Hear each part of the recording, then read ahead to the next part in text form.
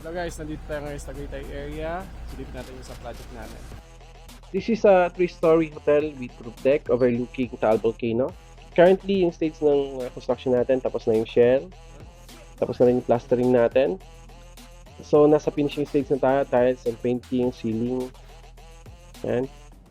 Currently, we are at the basement level. Basement level kasi yung likod nito, mataas yung lupa. Yung structure itself, we have to dig down para medyo magkaroon ng height. Otherwise, due to the restrictions ng Tagaytay, isang palapag lang ang matatayo namin if we don't dig down. So we dig down.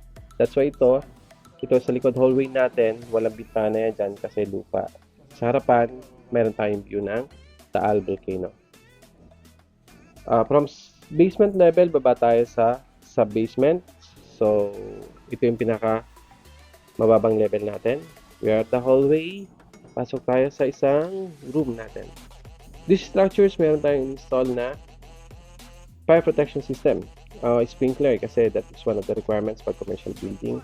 Meron din tayong sewage treatment plant na nilagay dito sa structure since that is also one of the requirements for commercial building dito sa Tagaytay.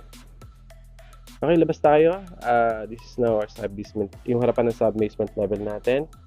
And this is our facade. So, may paint preparations na tayo. Nag-install na rin tayo ng mga ledgestones.